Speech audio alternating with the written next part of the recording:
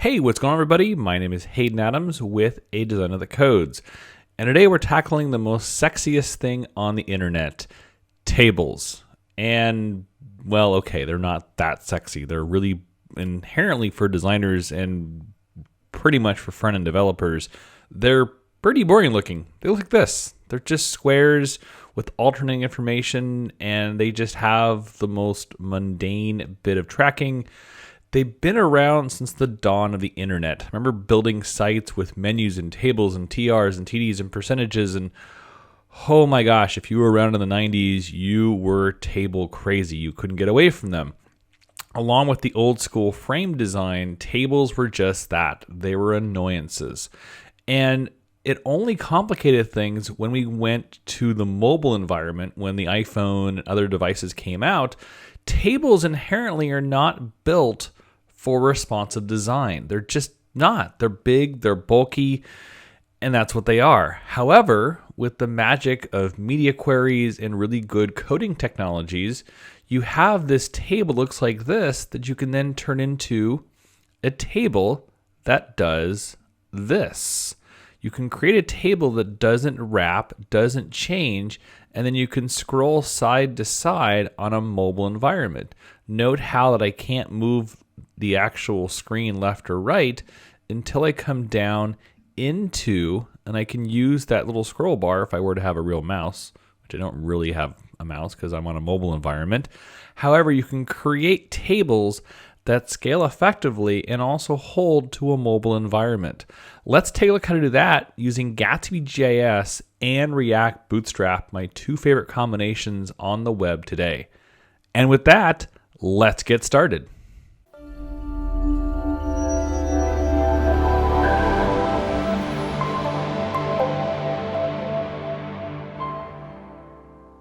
Welcome back. Once again, my name is Haydn Adams with A Design of the Codes. So I want to tackle tables today. Now, I built my own template, and what I'm using to build my template with is I just started with the Gatsby starter default, and in a previous video, I talk about how I built my Gatsby starter default and then I modified it. I also brought in the React Bootstrap, and if you're new to React Bootstrap, just go to the Get Started, install it, drop this in one of your pages. If we go into my layout of my project, there's components at the very top. And in my layout.js, I have the Bootstrap minified version, and then I also added a custom CSS file. And just so we look at the custom CSS file, where'd it go? Here it is. In the custom CSS file, come on, try it one more time. There we go.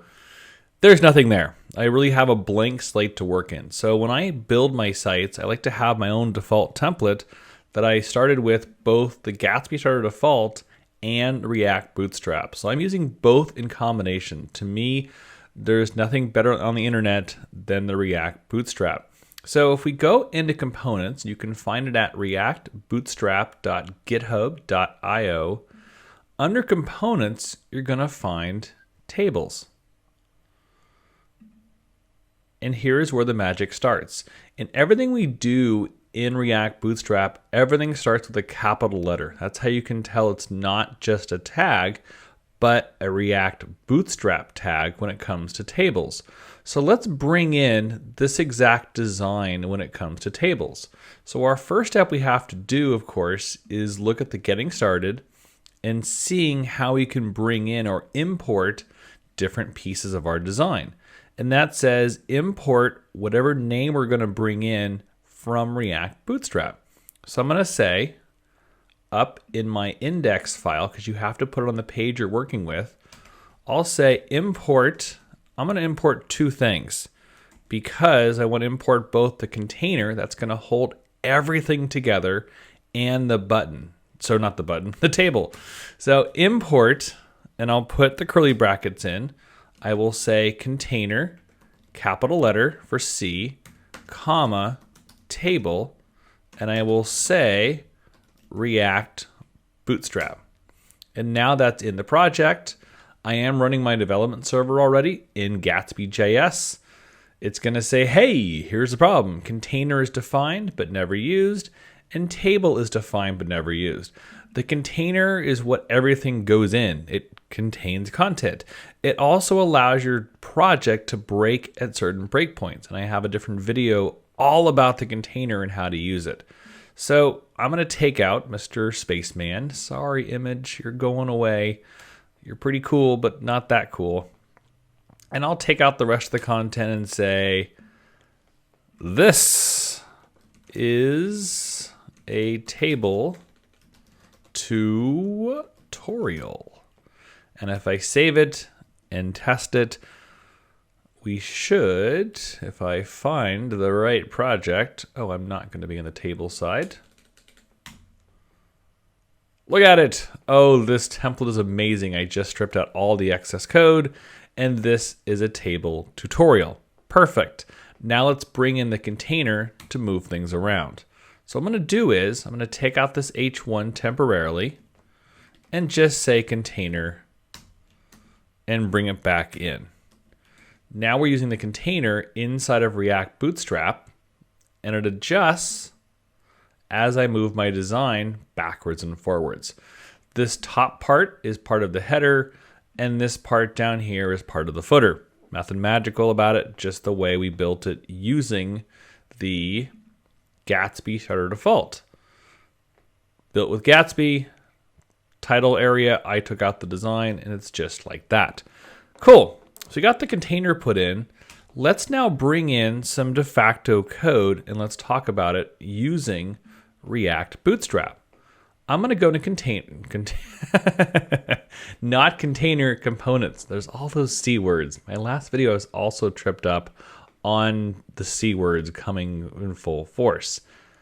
Let's scroll down to table, and let's just bring in some code and a de facto table. I'm going to copy and paste this code, and we'll bring it in. Did it line up pretty good? No, it did not. Table did not come in the right way, and let's start moving things around just so it holds.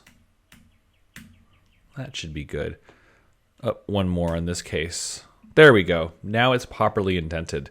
When I copy and paste things into VS Code, I am using Visual Studio Code by Microsoft, that it sometimes pastes in successfully and sometimes does not paste in successfully.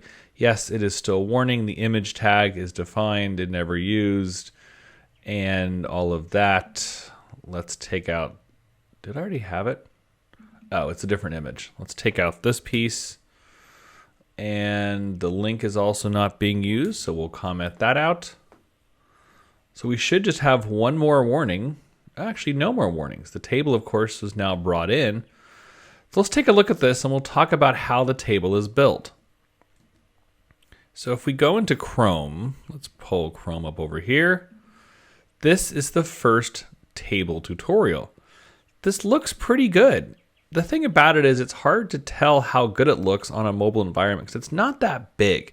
It's really just, it can conform well enough where if we use the different size, that it just goes from small to big, back and forth. However, there's not enough content to create problems. It's still pretty much all set to go. So let's do some changes and let's try to break this table, because while this is good, I want it to be even better. And I want to find a way to make this where it doesn't work at all. So let's say it's Mark Jones Smith II. Making up some fun name right here. Let's save that. What should happen is Mark Jones Smith II adjusts, and now when I start breaking the table, oh, it's still holding. Darn it. Let's say, okay, last name. We'll call it Otto. So where'd it go? Mark Jones Smith II with Otto van Bismarck III. What I'm trying to do here is I want longer bits of content inside of my design. And it still keeps moving. Man, this is not going the way I intended it to go. All right, username. This is going to eventually work because there we go. That's what I wanted to have happen. So that's what, it's kind of funny. I didn't have it actually far enough apart. So if we then inspect it, let's actually move into the mobile framework. And notice what happens. It's not moving side by side. What it does is by default, it moves all the type down in this kind of awkward format, because in terms of media queries, it doesn't know to not break the text apart. It just knows to move it up and down. What I want to do is I want it where first name becomes straight across and Mark Jones Smith II goes straight across. I don't mind scrolling left or right any longer, because now that I'm inside of a table, I can scroll side by side. And this is the power of the React Bootstrap table design, is I've already worked with it when it came to using the table. It already automatically scales pertinent to whatever device I'm working on. Now, I don't need to worry about the hover piece. I just brought in that by default. And just so you know, you can add different components. So if I take out those two, let's just save that. So that's the table by default. And so what I do want in this case is I want to say striped and I want to say bordered. And all that does is it just puts the border around the table and it alternates the colors so you can read it just a little bit easier. Now this table is pretty straightforward. It's just 3 columns or 3 rows. However, if you had 5, 6, 7, 8, 9, 10 columns, or in this case rows, it's easier to read with the gray areas. But if you don't need the stripe piece, just take it out. A lot of my tables will always have the bordered on unless I did something different. But in this case with 3 rows, I don't necessarily need the striped piece. What I do need is I want to make sure this doesn't wrap. What I want to have it do is just scroll left to right, side by side. So we have to write a little CSS in addition to the React Bootstrap table. So it turns out in the CSS land, there's actually code for no wrap. And if we take a look at it, I pulled up the w3schools.com, and there's actually a property called whitespace. And you can keep whitespace normal, but you can also turn whitespace to no wrap. And what the no wrap does, if we go down here, no wrap is sequences of whitespace will collapse into a single whitespace. Text will never wrap to the next line. The text continues on until a break tag is encountered. This is great. So what we can do is, per our code, where's our index file? Mark Jones Smith II right here. In this case, it's very long and it wraps currently in our design. So let's create a new CSS file. I'm going to go into my custom CSS that I have built. I'm going to say class no wrap, semi curly brackets, and I will also say then white space. Oh, it actually already filled in the no wrap for me. Well, that's pretty nice. I didn't plan on that happening. So no wrap. What that'll do is whenever I inherit that class name and I save it, I'm going to utilize the class name in the index, and I'll go into the table. Now I am writing JSX, so the class name will be lowercase c, uppercase n. Oops, and we'll put it over here, and we'll say no wrap. When I apply that to the entire table, if we go back to our project, I'm going to go back into the Chrome extension. Notice now how it works. Well, almost. We're almost there.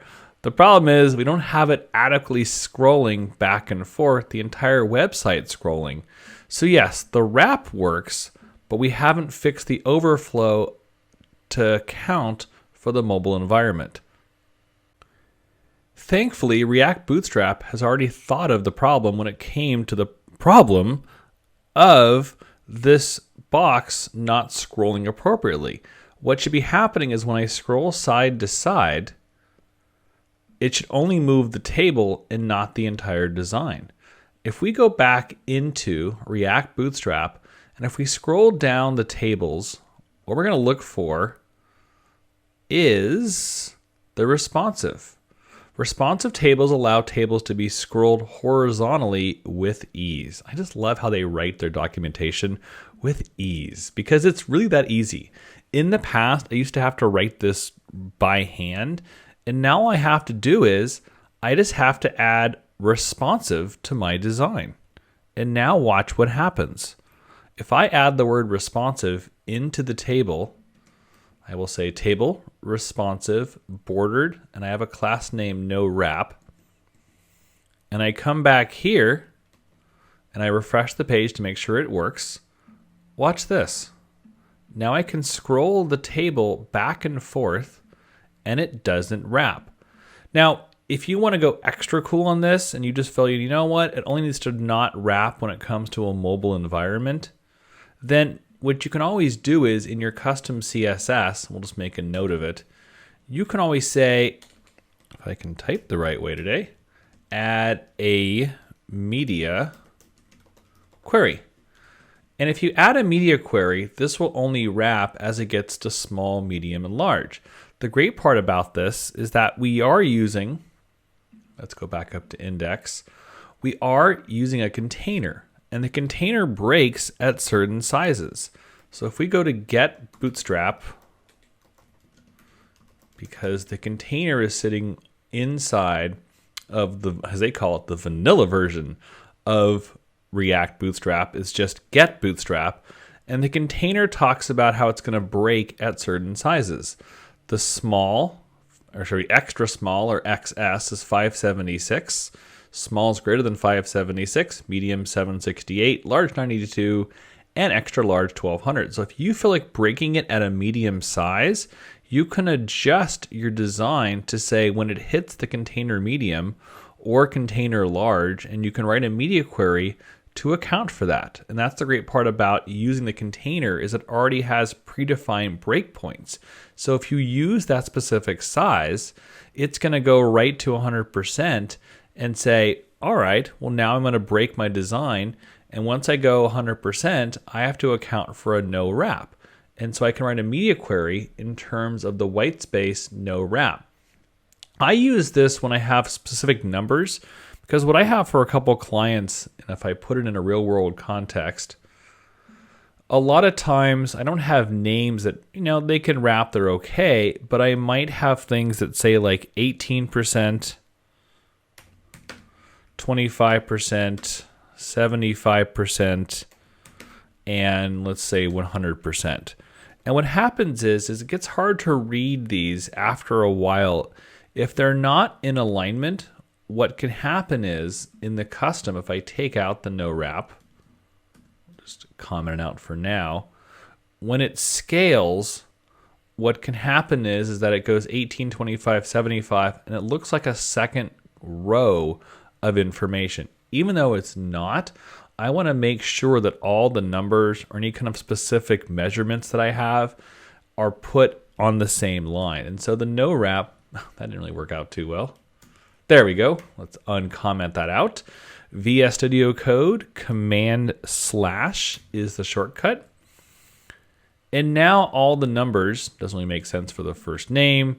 However, for future projects, when I am working with, I have to keep the numerical values all on the same line. And so the no wrap helps me in that case to adjust for my design. I keep it on all my designs when it comes to numerical values, just because the power of the responsive that just scrolls side by side, that it allows me to use the no wrap effectively in combination with the responsive piece. Kudos to React Bootstrap because they really hit everything so successfully on the head. They built a design whereby it flows backwards and forwards. And of course, they also talked about how you can say, okay, breakpoint specific, here it is down here, where there's the small, medium, large, and XL. That corresponds exactly to the small, medium, large, XL in that design when it came to the container. So as long as you're inside the container, it'll effectively adjust based upon small, medium, and large.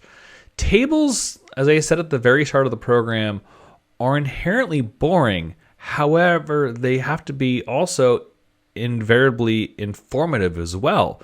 If a company is setting up their data on a table, you want to make sure it's very legible and readable. That gets into the usability and the UX properties of a website. So if you are going to build tables within React, toss in the React Bootstrap, as the table component is so powerful and it makes things so easy to read. And I literally wrote I wrote kind of two if you include a return key. And all I had to do was add the capital T table, not the HTML lowercase table, add responsive, bordered, and add a class name. And I have a responsive table that moves side by side and works in a responsive framework. So I'm curious, have you struggled to build a responsive and an effective good table design? If so, I'd love to hear your comments. Did this help you? Are tables just like, oh my gosh, tables, the bane of my existence? Or have you actually got a chance to use the React Bootstrap table and effectively promoted it, or I shouldn't say promoted it, or utilized it on your website? I'd love to hear it. As always, if you loved this video, we hope you do subscribe. And until next time, I'm Haydn Adams with A Designer That Codes. Thanks so much for watching and have a great day. Check us out on patreon.com, where you can download the source code at any of these videos you see here, and supporting us just costs at minimum $3 per month. Thank you for your support.